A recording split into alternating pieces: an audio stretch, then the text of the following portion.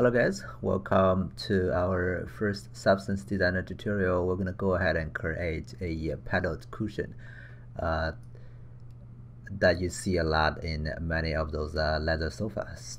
So we're going to start with a new substance, and we're going to create basically a physical based metallic and roughness. I'm going to call it PA padded cushion. Okay. Whoops. Maybe I typed something wrong. Anyway, so we start with a empty project. The first thing we want to figure out is some of the base colors that we can use here.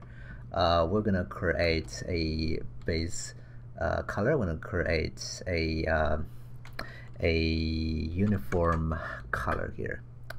Okay. You can hit a space button to open this menu here, or you can also drag things from these icons or from the library and drag that to the base color. And I'm going to change the color into something that is, looks like a leather. It doesn't have to be detailed yet. We need a base color, and we don't want it to create too much variations on the color yet, because we want it to actually focus on the normal map, roughness, metallic, and also the hat map. Okay.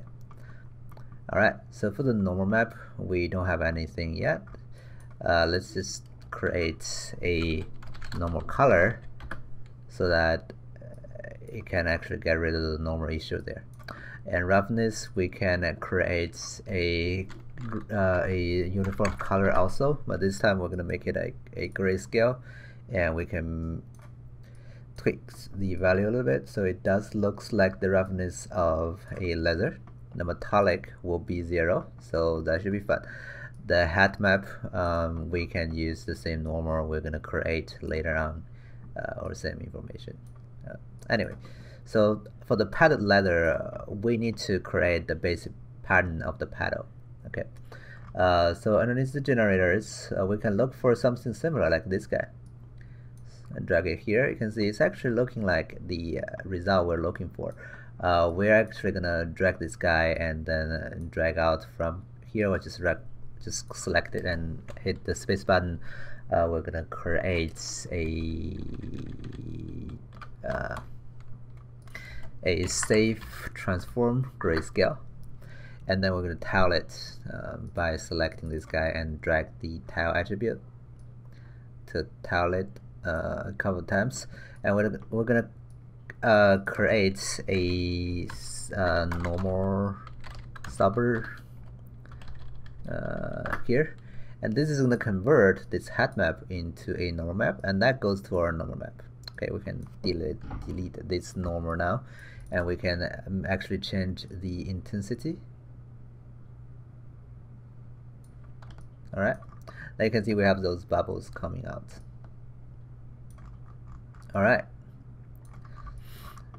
so we can go ahead and change a few settings here underneath this Gaussian.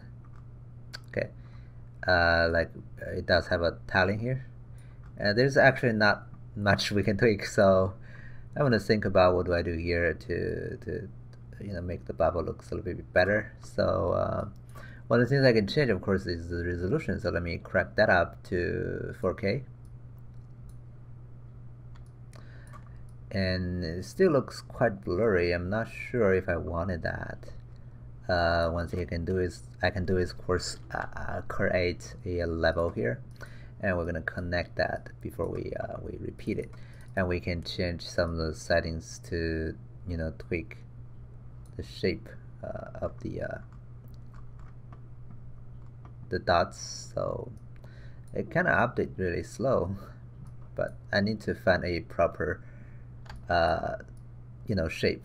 So I'm basically dragging the level and dragging the input mid value goes down, so that I'm kind of like evening things out at the bottom. Okay. Anyway, and I can of course go to the normal map and change the intensity. It's 3 now, but I can actually change the value to something even higher if I wanted to, like 10 for example, and that's gonna crank it up to 10. Alright, looking good. And I need this guy to actually also to control the head map, so I'm going to drag that also to the head map. Okay. Now we don't see any head information here. The reason for that is because we're not really visualizing it in the material settings. We can go to material, default, and edit. You can see now the head is 0, so we can actually drag that to change the head. Another thing you see is that the head map doesn't really displace the model. The reason for that is because it's more like a bump map now, and you can change that model by going to the default definition and physically based metallic and roughness. We can change that to tessellation. What tessellation does is actually displace it. As you can see, the contour actually changes.